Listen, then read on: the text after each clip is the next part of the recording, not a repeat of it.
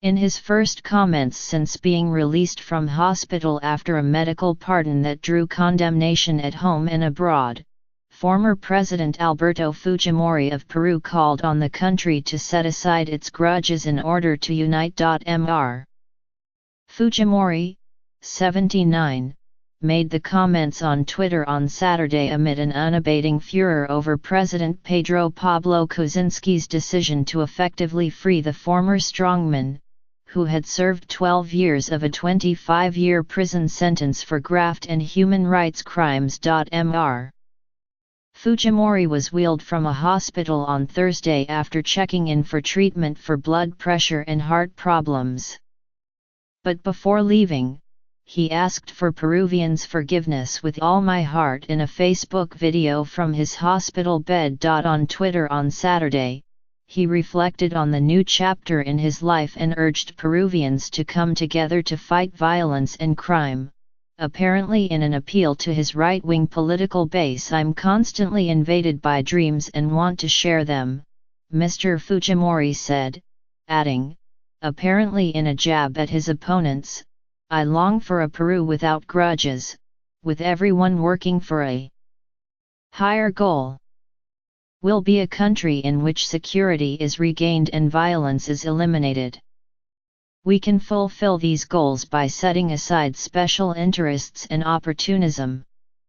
United we can achieve them.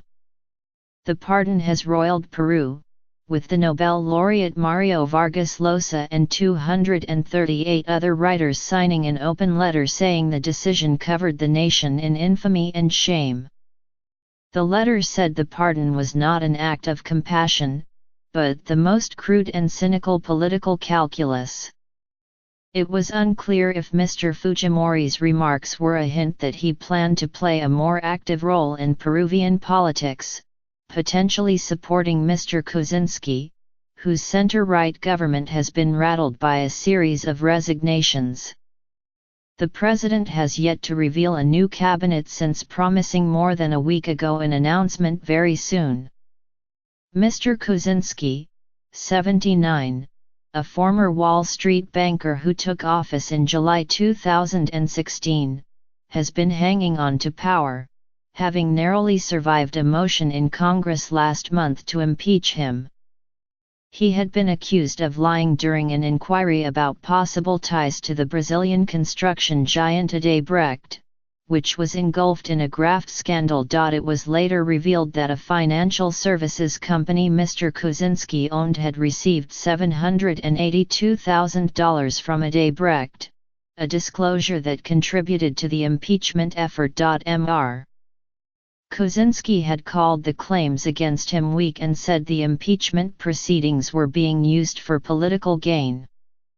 But he had also made a plea to lawmakers, saying, Congress members, do not join this strategy, do not let yourselves become confused. Those who accuse me will not let their condemnation be subjected to corroboration, to a debate, to due process. Many had expected the vote to result in his removal, with the chamber dominated by the opposition Popular Force, a right-wing party whose leader ran against Mr. Kaczynski in the last election. But a faction of the right-wing party, which was founded by the daughter of Mr. Fujimori, swung the vote in Mr. Kaczynski's favor. Representatives for the president and Mr. Fujimori have denied that the pardon was part of a political pact, and have defended it on humanitarian grounds. Peru, a country with an authoritarian past, returned to democracy 17 years ago. Critics of the president's pardon denounced it as a blow to the fight against impunity and efforts to heal national wounds after Mr. Fujimori's presidency, from 1990 to 2000, suspended civil liberties and unleashed a brutal crackdown against the Shining Path, a leftist insurgency.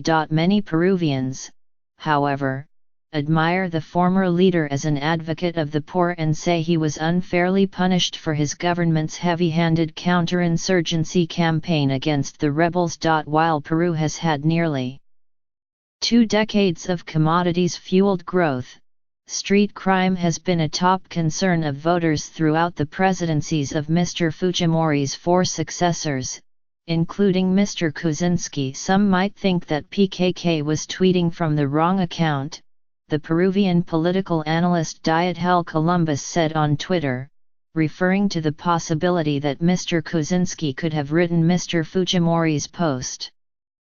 It's clear that once a politician, always a politician.